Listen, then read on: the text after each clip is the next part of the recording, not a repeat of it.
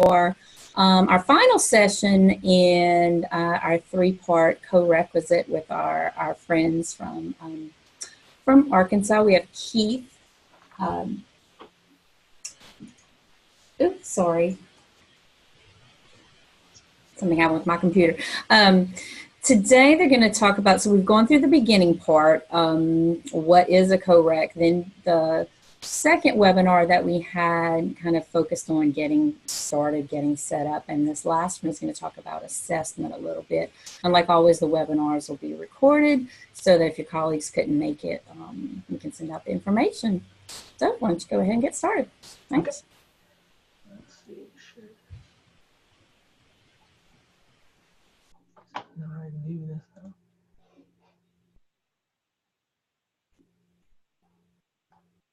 Okay, let us know if it doesn't come across right for you, but looks good. All right, so I'm going to start us off this afternoon. Just a review of what we've done, which we've kind of already talked about. A little review of what the university looks like. Total enrollment for this fall semester was just a little over 11,000, just under 2,000 first-time entering freshmen. Our average ACT score is 24. And we had approximately 350 students enrolled in remedial math.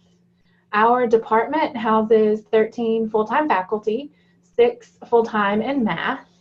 Rarely do we hire an adjunct for math, and it's usually just been one person for the fall semester. And typically they are a retired person from our department, so they're well-versed in what we do, and over 75 years of teaching experience amongst us. All right, so into the assessment piece. So what we hope to accomplish today is show you how we assess our courses, not just how the students do, but how we assess our designs, how we use that data to make data-driven decisions and not just decisions based on anecdotes and feelings, and how we've used that to change certain aspects of our program. So before you even start your pilot or co-requisite program, some things that you might want to consider that will help you give yourself an idea of how successful you've been so far. And this is what we did that led us to even doing co-rec and realizing that what we were doing wasn't really working. Do you know your success rates in your current offerings? So if you're currently doing a standalone remediation, Emporium style, whatever method you're doing, do you know how well your students are doing in that course? For us, it was intermediate algebra, traditional standalone. They were only about a 76%-ish success rate, which we were happy with. I mean, you know, 76 is great. The twist came with when we looked at how many actually went on to complete college algebra the next semester. Because intermediate was in our department and college algebra was in a completely separate department, we didn't realize just how many of our intermediate algebra students passed but never made it into a credit or a college algebra course to even try to be successful. So when we looked at that, the numbers went from 70% to like 20 or 30%, and we weren't okay with that. So that's definitely something you'll want to look at, like a 1-year completion rate. And then how many actually get the credit-bearing course done the next semester. So you could look and see, you know, do they get there in 2 semesters? Do they get there in 3 semesters? But in Arkansas, there's a push that they're finished in the first 30 hours. And our goal was to really do that first year, they get college algebra or quantitative reasoning credit. With our co-rec program and our design, they're not just getting it within the first year, they're getting it within the first semester. So that's why we really like that. All right, I'm going to turn it over to Keith. Okay. So as Leslie was saying, to know some of your prior rates will help to drive some of your decisions on why you need to reach out and what will really help you make some informed decisions as you start piloting and as you go along. So we're going to share with you some of our data prior to our Corex, both in math and then also in writing as well.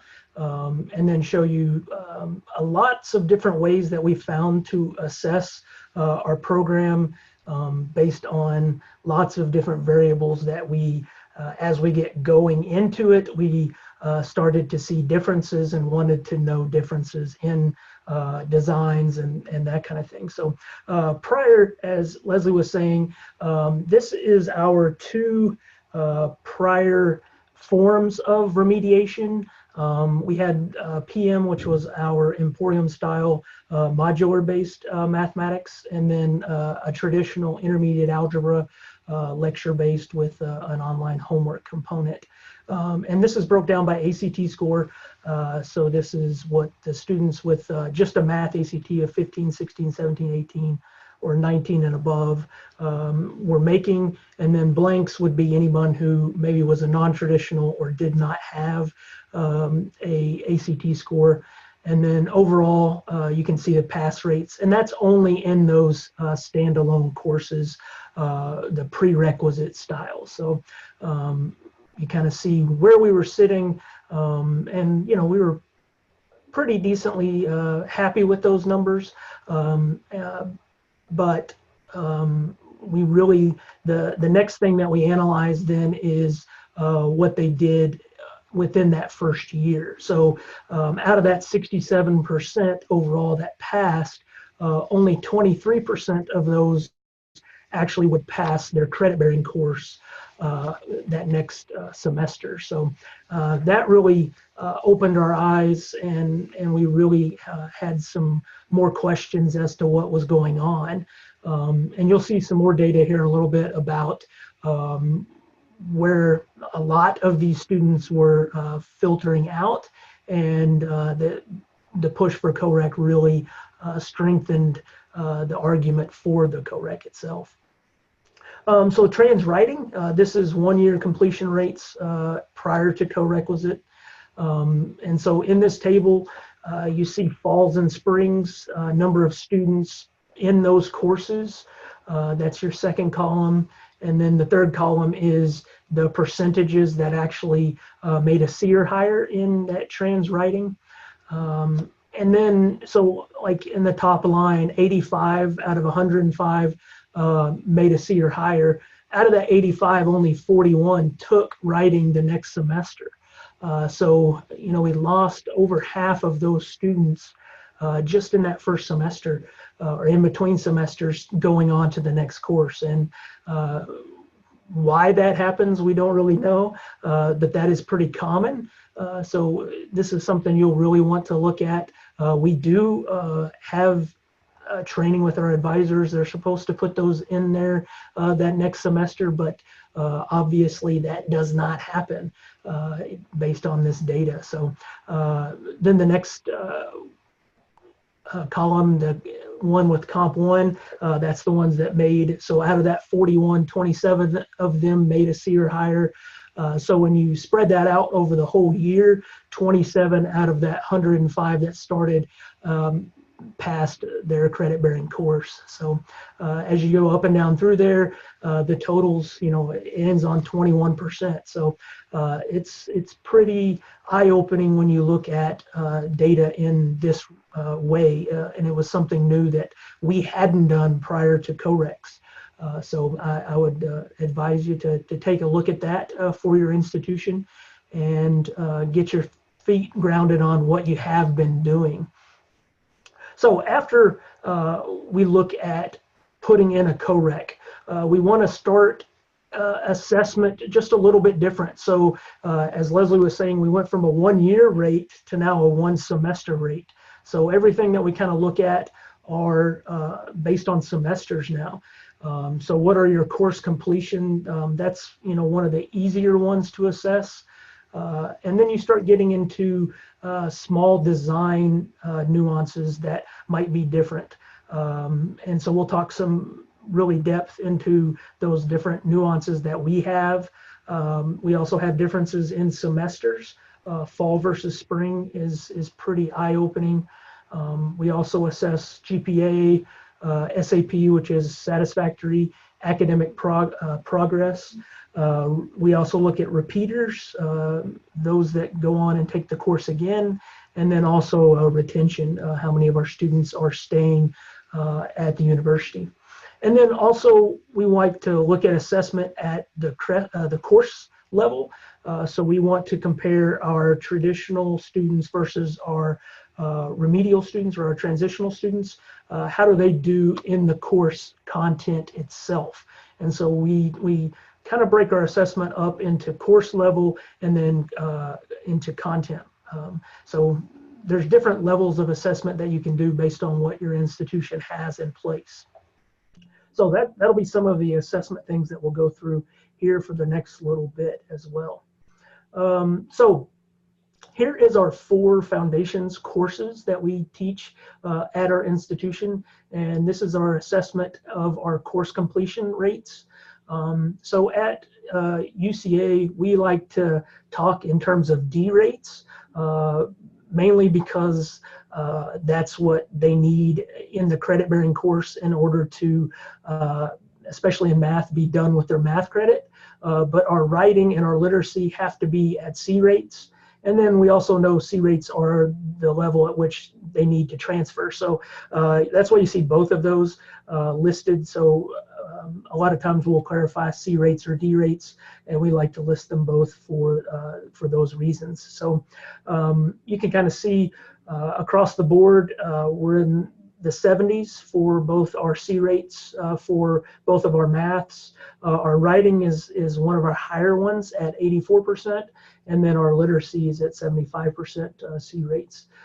So we're pretty happy with what our rates are, and remember that's by semester, so it's a little bit different than a year rate.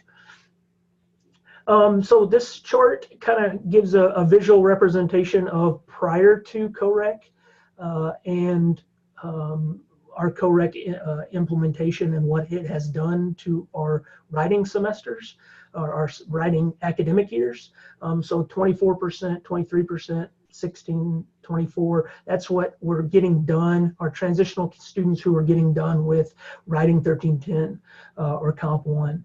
And then once we instituted a COREC model in 2012, that started jumping, and it's continued to rise over each of our years that we have kind of perfected our craft on our co-requisites. So it's pretty eye-opening once you see the numbers that are getting through Writing 1310 now versus what they were getting through. The math one, you guys have seen this one at least 2 times before. This is our one that shows what our math scores did prior to implementation, and then what we are looking at now. And this just has our FCA, our college algebra based course, and it's real similar for the QL as well.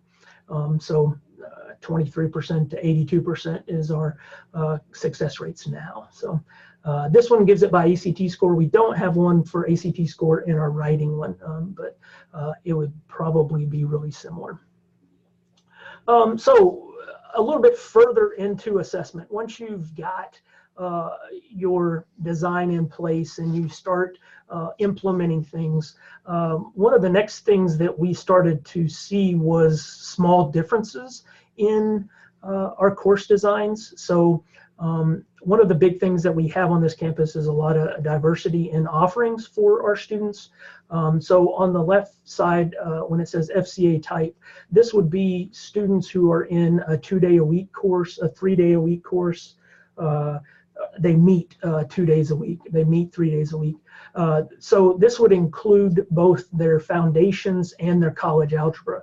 So if it's a 2-day-a-week, their foundations and their college algebra both are on Tuesday and Thursday. If it's 3-day-a-week, both are on a Monday, Wednesday, Friday. If it's 4-day-a-week, it would be Monday through Thursday, and then 5-day-a-week every day. One course would be 2-day-a-week, and one course would be 3-day-a-week. So as you can kind of see, and anecdotally, you would think that the more they meet, the better off they should do. And that's pretty true on the 2-day-a-week. We have noticed that our 3-day-a-week are still pretty strong. But if you look at the ends for the 5-day a week, that's mostly what we do, because we do have a lot of students that live on campus. So we feel like we offer more 5-day a week for those students. And this breaks up the content, gives them more days actually doing mathematics. And so we like to keep them at the 5-day week. And obviously, by their success rates, they're very high at 5-day a week. So we've had discussions about eliminating options or reducing options, but just by preference for our students, we still offer 2-day, 3-day, 4-day for those students.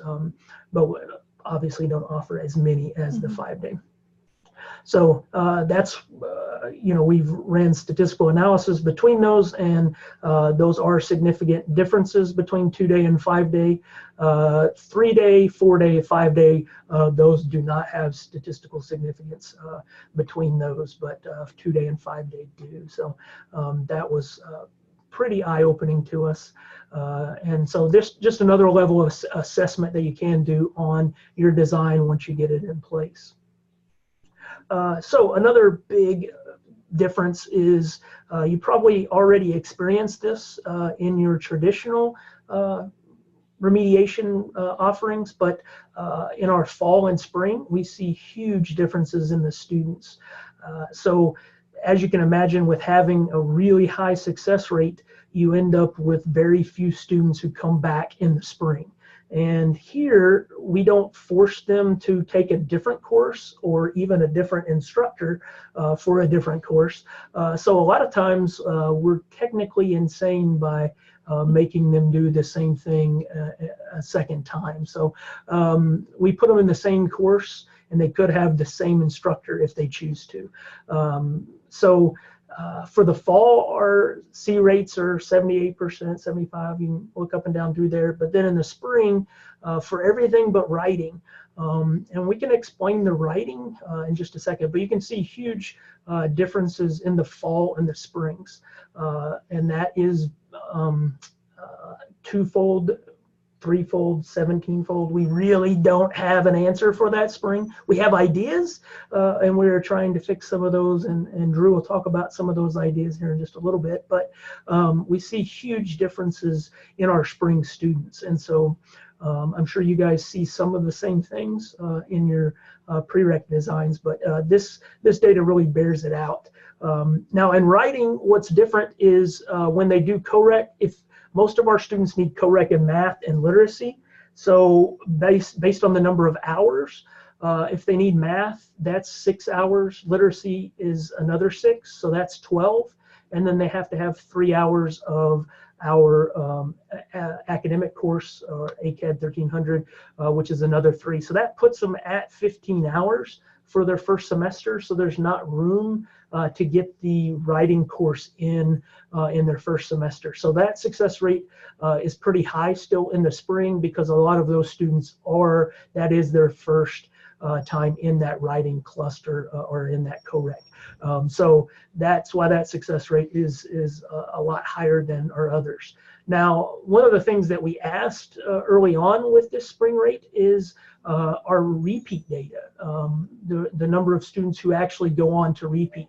And that was one of our first ideas of being a reason that spring rate was so low. So we actually jumped into that data. And so looking at each of these courses, we actually found that in the spring semesters, so this is just spring semester repeaters, only 27% of the students who take college algebra in the spring with us is actually a repeater. 22% in quantitative literacy, and the writing bears that out, 11%, since so many of those are new. Our writing, most of those are about 50% are repeaters. And then the pass rate. So if you kind of look at the spring pass rates, those are pretty much in line with what the spring pass rates are for everything but writing.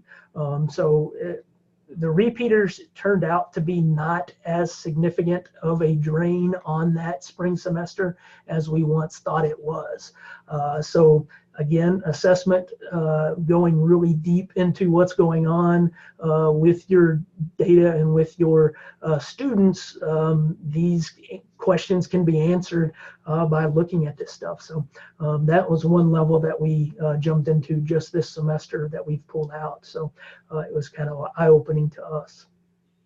And so other assessment ideas, more at the department level almost.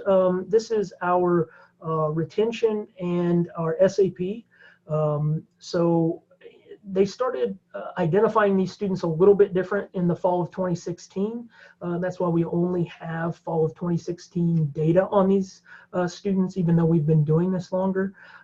So we're just now collecting and kind of housing this information. So you can kind of see differences in not really fall to spring retention, but fall to fall is a pretty good increase that we like to see there. So we should have after next fall what the 2018 cohort would look like for retention. And then first semester SAP, we've seen a pretty good increase since we went full COREC. That has increased by about 7%.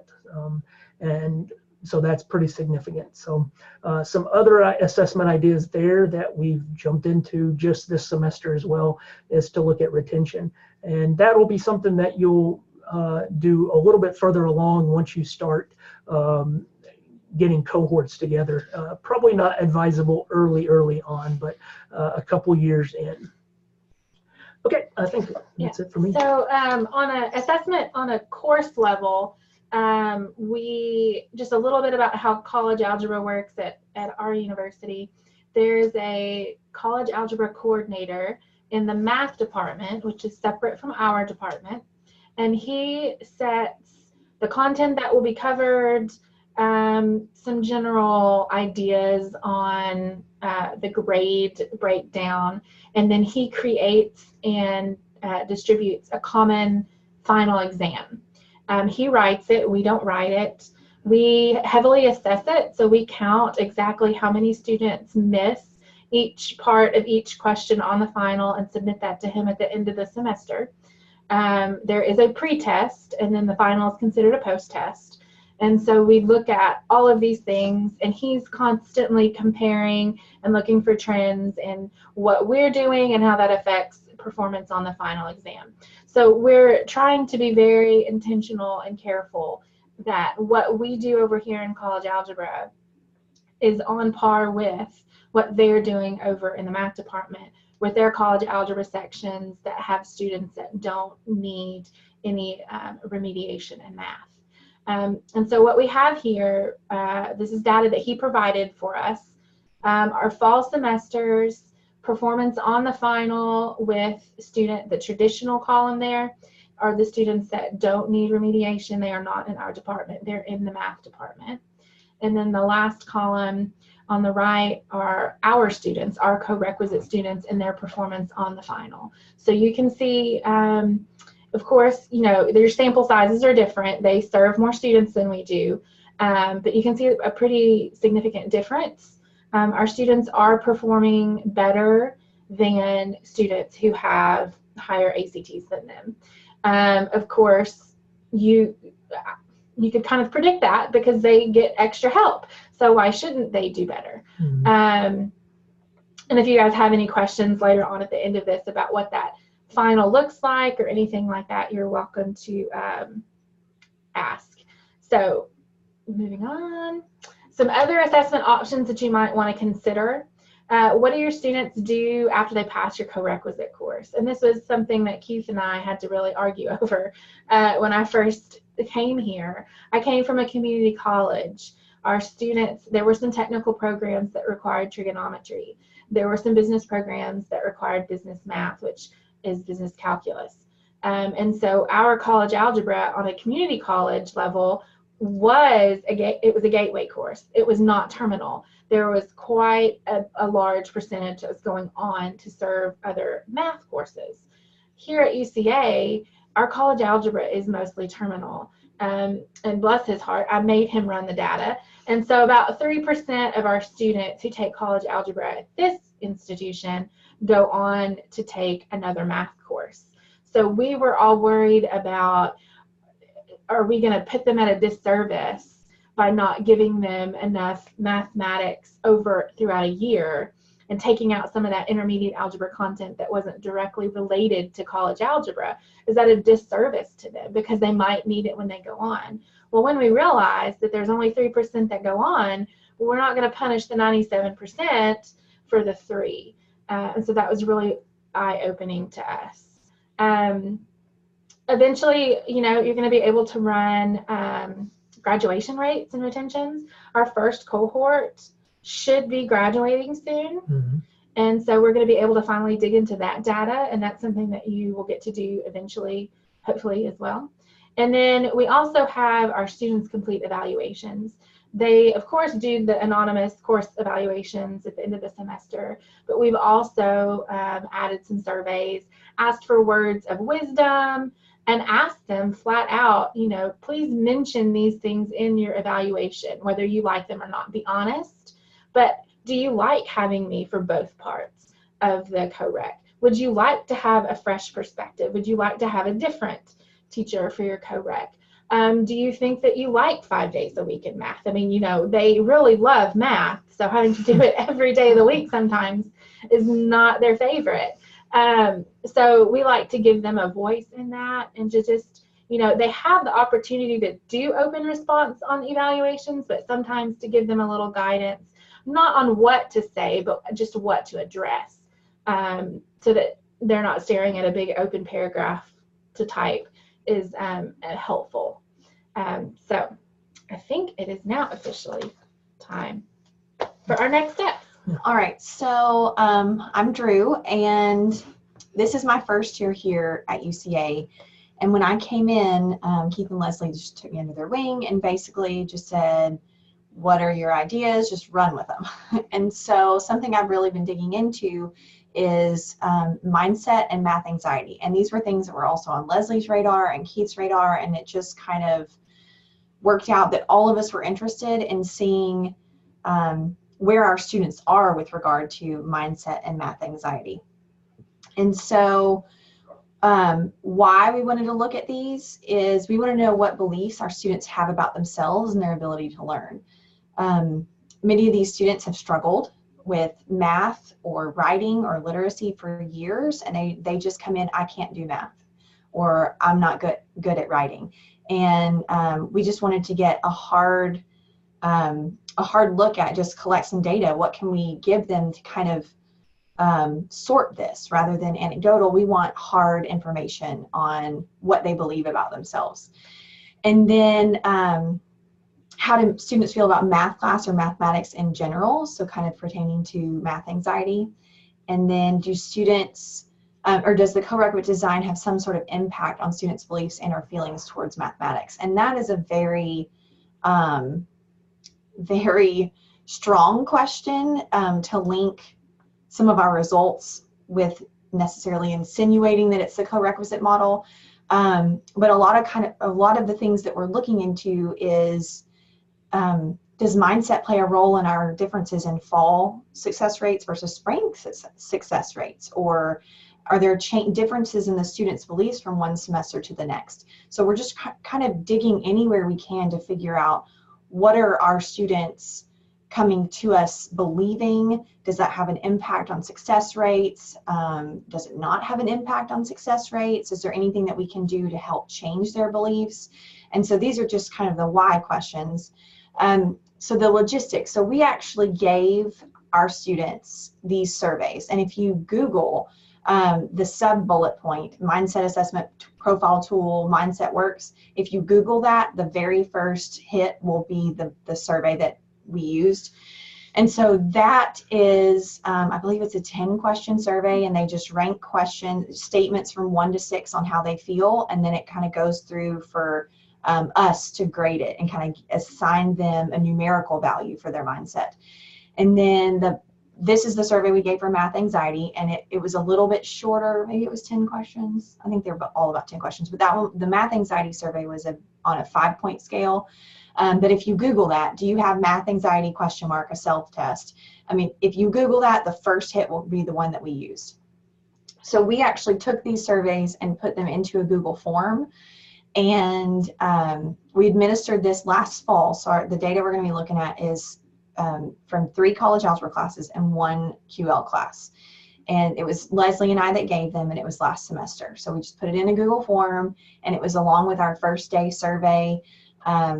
Well, some of it was just class information. Did you get your syllabus? Yada, yada. But we just embedded it, and then here, just a little bit of information. But some things that we pulled a lot of information from Jo Bowler. She does a lot of work with mindset in math students. And then Carol Dweck does a lot of stuff, just mindset in general.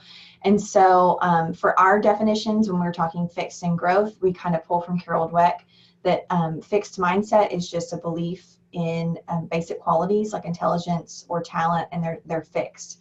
And then with a growth mindset, that your basic abilities can be developed with hard work and dedication. And so we wanted to normalize that language amongst ourselves before we move forward, so we knew exactly where each of us were in our understanding of what those meant. And so we pulled a lot of information from Carol Dweck.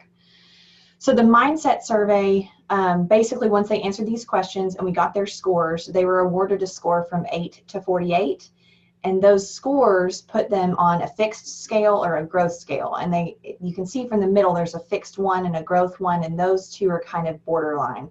But then they go from there. They go up to a fixed 5 and then down to a growth 5 based on their responses.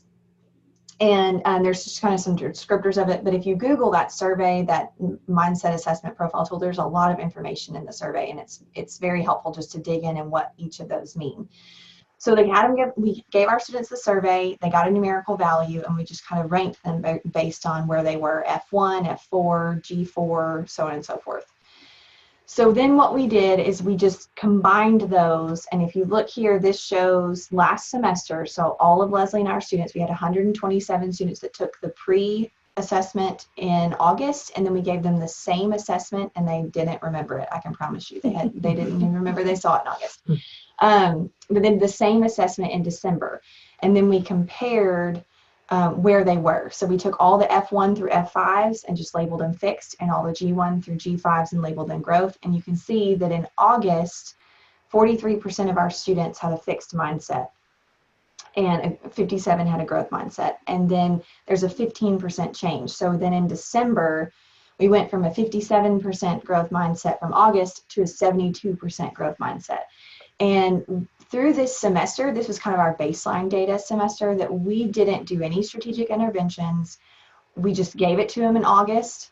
And through the semester, we just kept on doing what we were planning on doing. We ran our classrooms like we always have.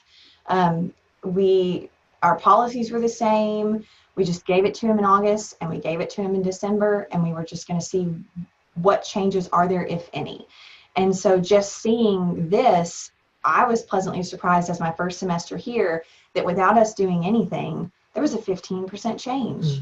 So, and I'll get into next steps later, but really then we start asking ourselves, what are we doing? What can we do better? What can we do more of? And so we'll get into all of that.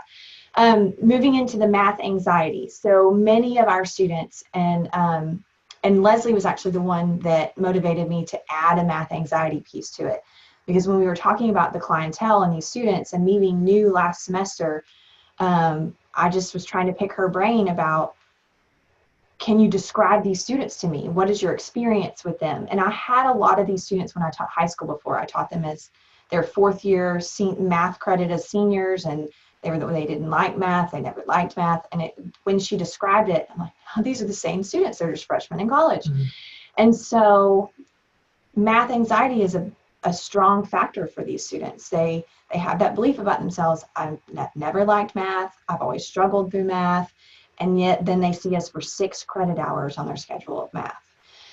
So the survey that we used just gave them some questions. They ranked statements from 1 to 5, and then it awarded them a score at the end. Students don't see their score. We were the ones that scored them. They just answered the questions and hit submit. And so they never saw their scores just to make sure that was clear. But So this was the scale. And so two of them, the on the fence category, we kind of lumped that in with the ones that were more comfortable with mathematics. And then the orange and the red, so the ones that were no doubt fearful about math and the ones that were for sure anxious, we lumped those in kind of an anxious group. So breakdown of those 4 different groups, here are the results for math and anxiety for last fall semester. And again, we gave this survey at the beginning of the semester in August, that didn't do any interventions throughout the semester, gave it again in December.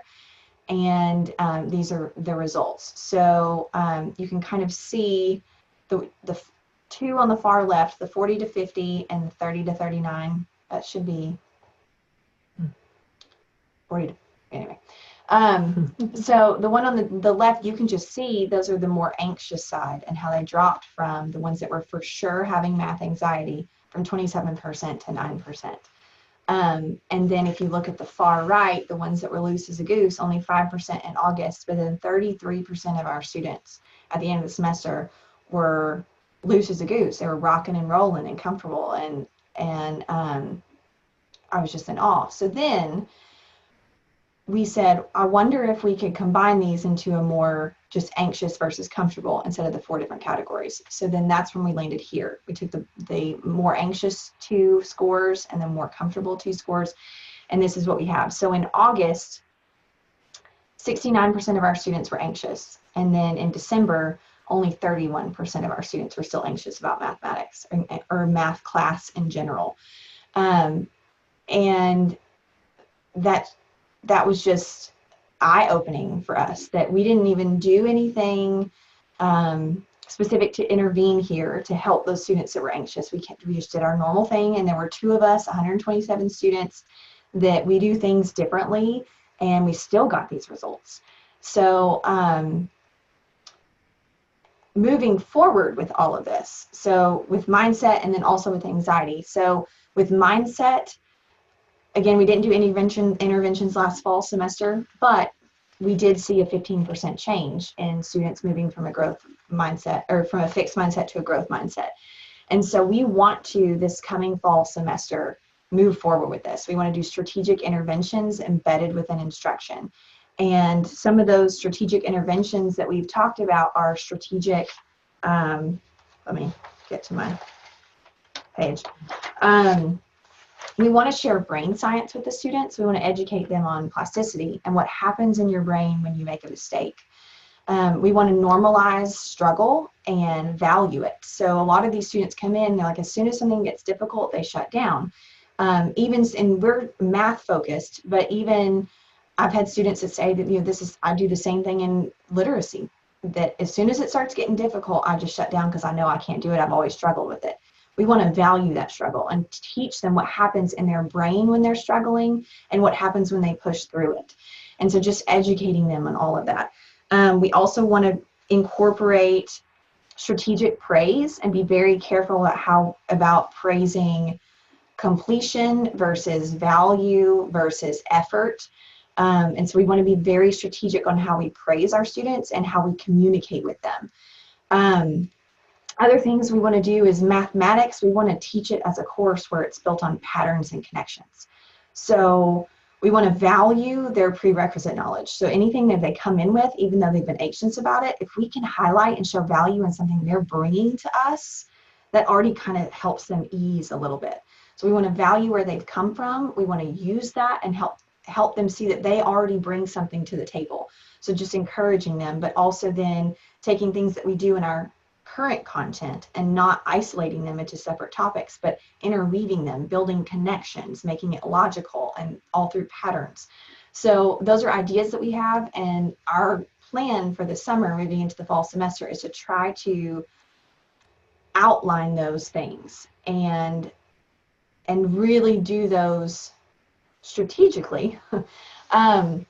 But Leslie and I both do them, or see if she wants to do certain things and I'll do certain things, and then we'll make comparisons between our courses.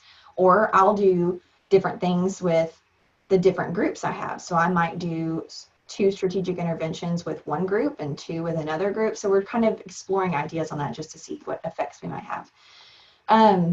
The other thing we really want to do, because this will have an impact on that third why question, does our co-requisite model affect mindset and math anxiety? We want to broaden this research to college algebra and quantitative literacy students outside of our department.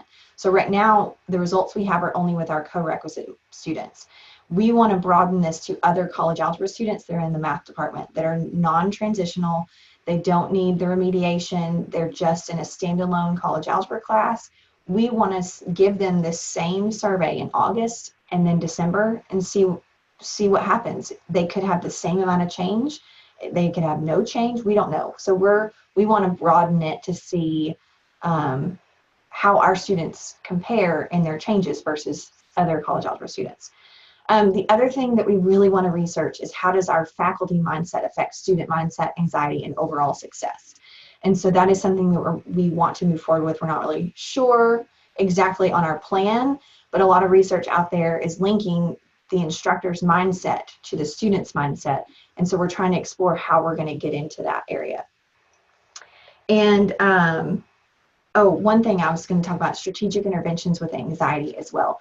So I talked a lot about the ones with mindset, but with anxiety, some of the ones that we've talked about are regular feedback with the students. So, and a lot of my students have expressed to me verbally what makes them comfortable about my classroom. And I think Leslie's students have said similar things, but having regular feedback, not just on paper, but in person.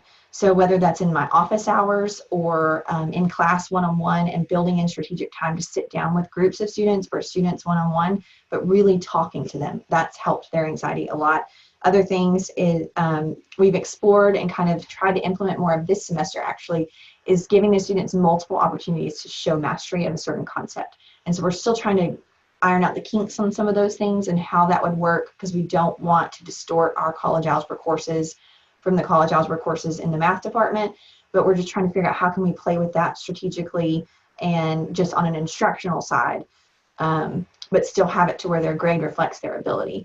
And then another main thing that our students have talked about is that there's a non-threatening classroom environment. And so how can we document what we're doing to see if that affects the results? How can we document why our rooms are non-threatening? What are we doing? What are our policies? What are our instructional strategies that help make it a non-threatening environment? So this is kind of how we're moving forward, and we hope that digging more into mindset and math anxiety will give us a better picture of our student population and who they are and what they're coming to us with, and how to help them be more successful in our program, but in also other classes as well. So. Okay, that's all we had for you guys. I know we jumped into a lot of different things, so if we want to open it up to any questions that you guys have, we can do that.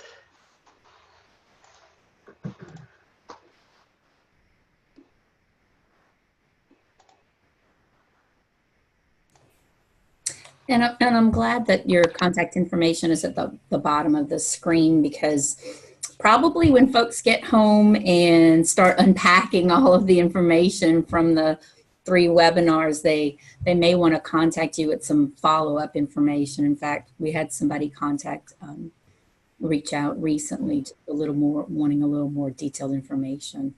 Yeah, we're always open to sharing our stuff. You know, we're still learning a lot of things that are going on. We just had our statewide co-requisite meeting last week. And so, you know, getting more contacts with what other institutions are doing and then how they're making it work for their institution. And having, I think I had an email with somebody from Florida a week or so ago. And, you know, one of the things that we really brought up was having those consultations with people who are already doing this at the institution level is critical. So once you guys start planning and figuring this stuff out, reaching out to folks that, you know your institution or, has a model that's similar to what you want to do, They will be instrumental in helping you, look at it from the overhead view from their experiences, because there are lots of things to consider as we've gone through over 3 hours of stuff with you guys. So yeah, take anyone up that you can find on those offers to try to eliminate as many headaches from you having to do it as possible. So do we have any good sources on neuroplasticity? Yes. So last spring semester, so about a year ago, I was doing a research project in a middle school with a bunch of 6th graders, and just kind of on a growth mindset. So growth mindset, and then we did little mini lessons. I found a lot of things about neuroplasticity and the brain science through a program that Khan Academy actually created. They did a program last fall, so fall of not this past fall, but the fall before, so fall of 2017. They did about a 6-ish week program that had a whole bunch of videos and activities and things like that associated with growth mindset. And so I kind of pulled pieces from here and there, and I believe they teamed up with UCLA to create their things. It might have been UC Berkeley. It was at some university in California. But I found some of that neuroplasticity information through the stuff that they did, and then I supplemented with some of my own resources that I had found and researched. So you can, I could probably send you a link or send you some of the documents that I pulled from. So if you just email me, it's the dsanders6, you could email me, and then I can send you the resources that I use, and then you can take and pull from any of that you would like. So just send me an email and I can send you some resources.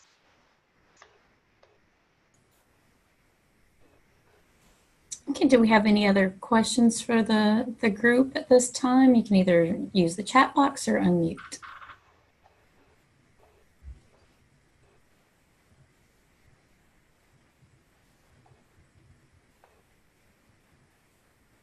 So ucubed.org. Mm-hmm. Yes, Joe. Mm-hmm. Mm-hmm.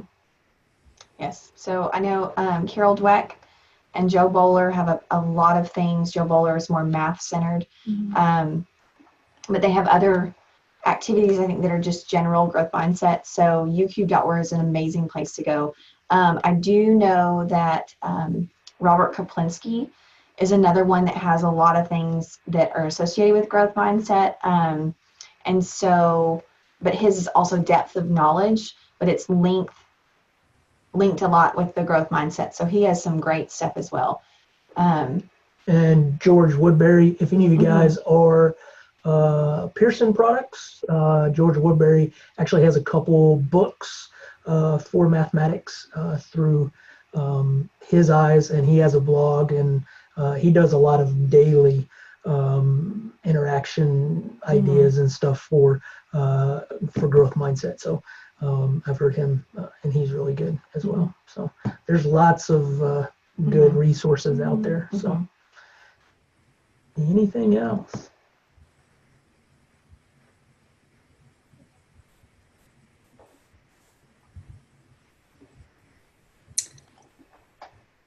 Okay, no one else has anything. Again, you can follow up with me or with Keith, Leslie, or